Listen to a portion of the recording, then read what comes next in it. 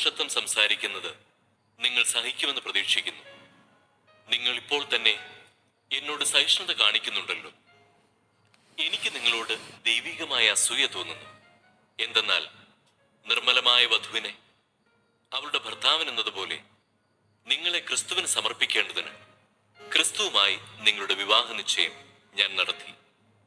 എന്നാൽ സർപ്പം ഹൗവായെ തന്ത്രപൂർവം ചതിച്ചതുപോലെ നിങ്ങളുടെ ചിന്തകൾ ക്രിസ്തുവിലുള്ള ലാളിത്യത്തിലും വിശുദ്ധിയിലും നിന്ന് വ്യതിചലിക്കപ്പെടുമോ എന്ന് ഞാൻ ഭയപ്പെടുന്നു. എന്തെന്നാൽ ഞങ്ങൾ പ്രസംഗിച്ചതല്ലാത്ത മറ്റൊരു യേശുവിനെ ആരെങ്കിലും ഒന്ന് പ്രസംഗിക്കുകയോ, നിങ്ങൾ സ്വീകരിച്ചതല്ലാത്ത മറ്റൊരു ആത്മാവിനെ നിങ്ങൾ സ്വീകരിക്കുകയോ, നിങ്ങൾ കൈക്കൊണ്ടതല്ലാത്ത മറ്റൊരു സുവിശേഷം നിങ്ങൾ കൈക്കൊള്ളുകയോ ചെയ്താൽ നിങ്ങൾ അനായാസം അതിനെല്ലാം കീഴടങ്ങുകയായിരിക്കും ചെയ്യുക.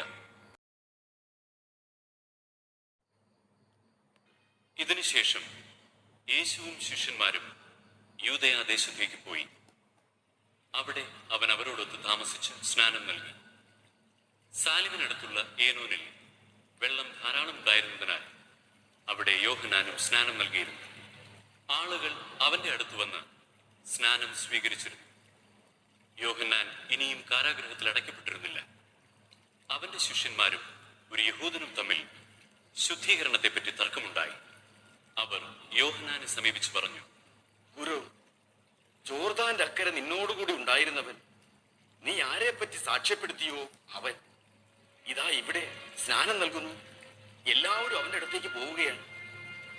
സ്വർഗത്തിൽ നിന്ന് നൽകപ്പെടുന്നില്ലെങ്കിൽ ആർക്കും ഒന്നും സ്വീകരിക്കുവാൻ സാധിക്കുകയില്ല.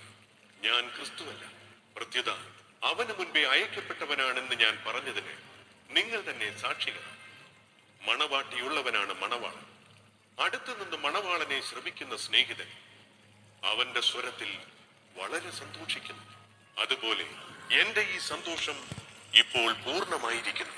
അവൻ വളരുകയും ഞാൻ കുറയുകയും വേണം.